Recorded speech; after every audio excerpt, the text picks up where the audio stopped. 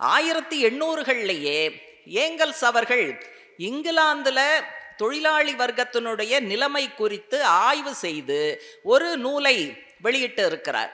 அதுல அவர் நிறைய பேசுறது என்னன்னா, அது தொழில் புரட்சி காலம். அதனால கிராமங்கள்ல இருந்து நிறைய குடும்பங்கள் நகர்ப்புறத்துக்கு வந்து ஃபேக்டரியில வேலை செய்வதற்காக வருகிறார்கள். வர்றவங்களாம் இங்கே தானே குடியிருக்கணும். ஆனா வசிப்பிடம்ங்கிறது மிகப்பெரிய பிரச்சனை. காத்து வசதி இருக்காது, தண்ணி வசதி இருக்காது. ஒரு அறை இருக்கக்கூடிய வீட்டில் ஒரு பெரிய குடும்பம் வசிக்கும், அல்லது ஒரு சின்ன வீட்டில் ஒன்றுக்கும் மேற்பட்ட குடும்பங்கள் பகிர்ந்து கொண்டு வசிக்கும். இதை பத்தி எல்லாம் நிறைய சொல்றாரு. ஏங்கல்ஸ் கடைசியில் ஒரு விஷயம் என்ன சொல்றாரு அப்படின்னா, தொழிலாளி இரண்டு விதங்களில் சுரண்டப்படுகிறார். ஒன்று ஃபேக்டரியில முதலாளியால் சுரண்டப்படுகிறார்.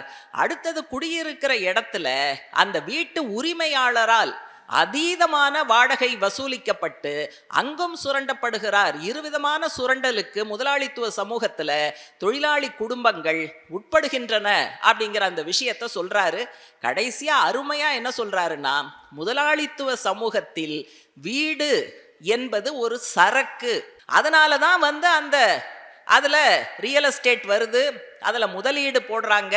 அமெரிக்காவில் 2006-7 மிகப்பெரிய நிதிசார் நெருக்கடி, அதுதான் பின்னால உலக பொருளாதார நெருக்கடியாக மாறியது. அது தொடங்கின இடம்ங்கிறது வீட்டுக்காக கொடுத்த கடன்கள் திரும்ப வரவில்லை அப்படிங்கிறது தான் அங்க பிரச்சனை. அதனால வசிப்பிடம் என்பது தொழிலாளிகளுடைய, ஏழைகளுடைய, உழைக்கும் மக்களுடைய உரிமை அப்படிங்கிறது தான் கம்யூனிஸ்டுகள் முன்னெடுக்கிறார்கள்.